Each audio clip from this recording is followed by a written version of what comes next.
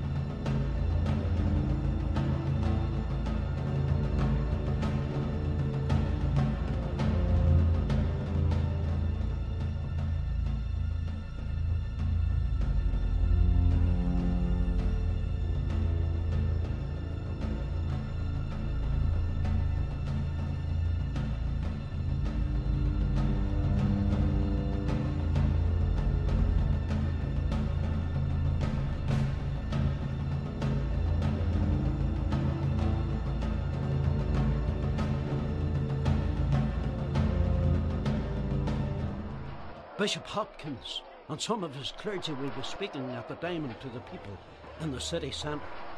Good people, you today have been led by the folly of young men. Youths are often rash and hot-headed, as thou knowest well. You have followed this day those with little or no experience in the affairs of government, ecclesiastical matters, or indeed war. Thou hast been led this day in a rebellious and seditious act against your king. King James is your lawful king. It is our duty to obey and subject ourselves as servants unto him and his ministers. If these were my words alone, they would mean little or nothing. But these are not the words of man alone. These are indeed the words of Holy Scripture. Honour the king. He has been appointed by God. The powers that be are ordained by God. And as your bishop, I must command you to open all gates to his Lord Lieutenant, or many will die in this city because of your folly. Already some have died because of your actions. Will we have other men's blood upon our hands before this day is through? Let me urge you once again to open these gates to the king's army. I think they should surrender. They should give the city to James. It was the youth, the hotheads, they brought this all about. The city's about to fall. They're short of food, they're eating dogs and cats. They're selling rats, birds, mice, mixing up insects and meal with anything else that they can eat. The innards of the animals aren't even lost. They're mixing it with candle grease. Over 1,000 have died.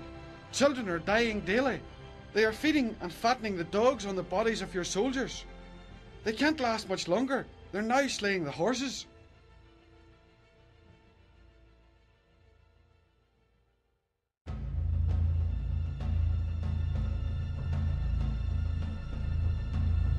We will blow open the gates and attack in force. Muster every man you can find. We will defeat them here and now.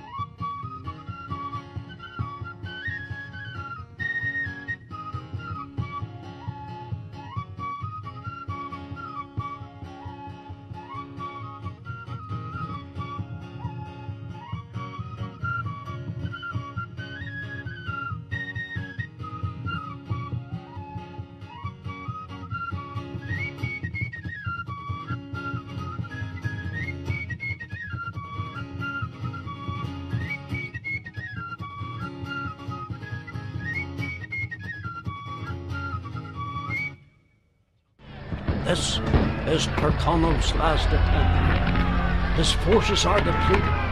Hunger bites hard at their heels. Stand fast, my brave fellows, upon these walls. Today the Enniskilleners have won a mighty battle. Let us copy their heroic deed. Stand fast, my Derry men. I say, stand fast. What do you think of the props and scenery? Excellent. A lot of hard work, obviously, into it, and I thought the pyrotechnics and explosives were excellent, so well timed. You just think you're in the middle of the battle. It's really good. Would you like to see more of these kind of events? Yep, I think it's good. Anything that's going to promote a bit of culture and a bit of heritage is definitely good, and it's educating the next generation as well about their history, so definitely.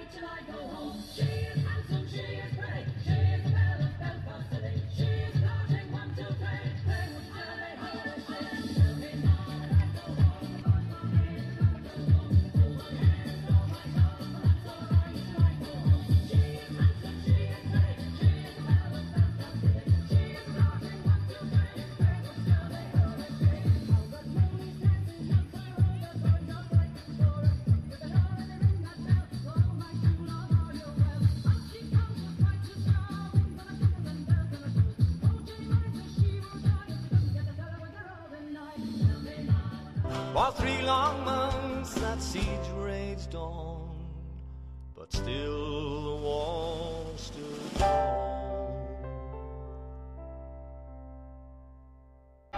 It was never the half-starved men that stood upon Derry's walls that defended her. It was none other than the mighty God of Jacob, to whom be praise and glory forever and ever.